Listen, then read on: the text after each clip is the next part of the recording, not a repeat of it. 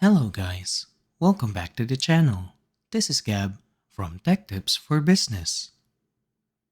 For today's video, we are going to be talking about how to input numbers with leading zeros in it in Microsoft Excel. Let's get started. There are two methods that I want to showcase for this video. We should be able to see the results in column B for the first method and under column C for the second method. For the first method, we are going to be inputting the zeros manually, while for the second method, we will be changing some formats in order to automatically apply zeros within existing values. Let's go ahead to the first method. Before we input a number, we must remember that Excel automatically deletes leading zeros when we try to type them. For example, I want to put 6 digits with zeros in it and the number 1 at the end. See, I inputted 5 zeros and the number 1, but Microsoft Excel only prints out the number 1. To fix this, all we have to do is change the format by selecting the cells under the first method. Go ahead and right-click and click on the format cells. Now, all we have to do is click on the text category. Once we do so, let's click on OK. There we have it.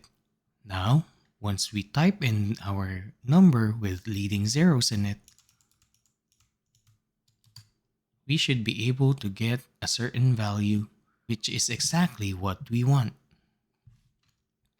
We can try getting the numbers for the other columns that correspond with the second method values. If you can see on the upper left portion of our cells, there's a green triangle. This serves as an error since Microsoft Excel treats these cells as text instead of numbers.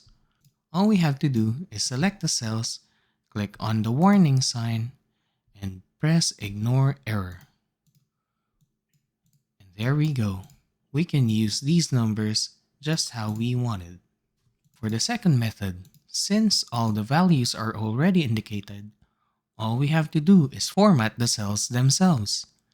Do the same thing, highlight the cells and right-click and go to Format Cells. Once we do so, we should go to Custom. Once here, we should be able to type whatever we want.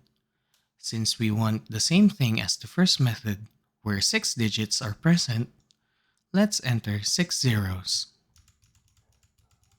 This format indicates that there are 6 digits within our number and that when an existing number occupies a certain digit, then it will occupy the rightmost part of our format. Once we click OK, this will be the results. And there we have it. This is how we input numbers with leading zeros in Microsoft Excel.